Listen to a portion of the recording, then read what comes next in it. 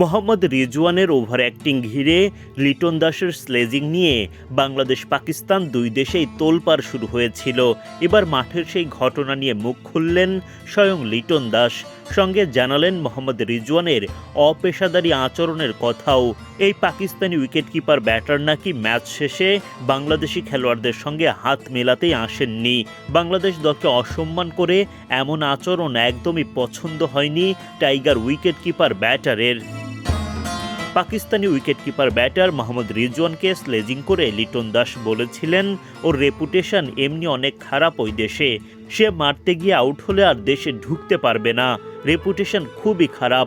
এছাড়া 50 করার পর রিজওয়ানের সময় নষ্ট করা নিয়ে লিটন বলেছিলেন 50 পার হয়ে গেছে, এখন ওভার অ্যাক্টিং শুরু হয়ে যাবে, বলিউডের জায়গা পাক্কা। সম্প্রতি দেশের প্রথম সারির দৈনিক প্রথম আলোকে দেয়া এক সাক্ষাৎকারে লিটন জানান, দলকে জেতানোর স্বার্থেই মাঠে স্লেজিংয়ের কৌশল বেছে নিয়েছিলেন তিনি। লিটন বলেন, আমি জানি পাকিস্তানি টিমে দুইটা ব্যাটসম্যান আছে যারা আমাদের বিপদে ফেলতে পারেন, বাবর আজম ও মোহাম্মদ রিজওয়ান। তাদের রেকর্ড অনেক হাই। রিজওয়ান ভাইয়ের এই একটা টেস্ট খারাপ গেল, তবুও তো সেকেন্ড ইনিংসে রানই করলো। বাংলাদেশের সাথে ওনার এভারেজ কিন্তু হাই, তাদের সাথে আমাদের সম্পর্ক কিন্তু খারাপ না। আমি এখন একটা ফরম্যাটের অধিনায়ক, আমি চিন্তা করি আমার টিমকে হেল্প করতে হবে, আমার দল জিততে হবে। যদিও শান্ত ক্যাপ্টেন, মিরাজ ক্যাপ্টেন, আমিও কিন্তু একটা ফরম্যাটের ক্যাপ্টেন। এ সময় আরও একটা ঘটনা শেয়ার করেন লিটন দাস।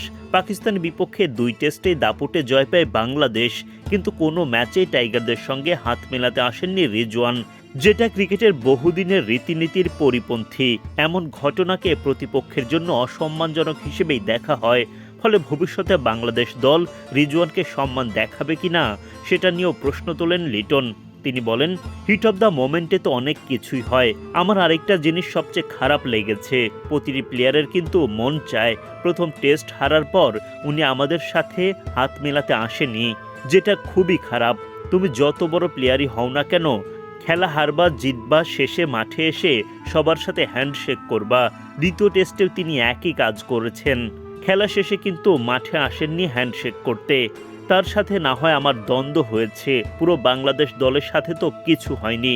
আপনার মনে হয় পরের বার যখন তার সাথে আমাদের খেলা হবে তার প্রতি কোনো সম্মান থাকবে? থাকা উচিত না, কারণ দিন শেষে আপনি বাংলাদেশ দলকে সেই সম্মানটা দেখাননি।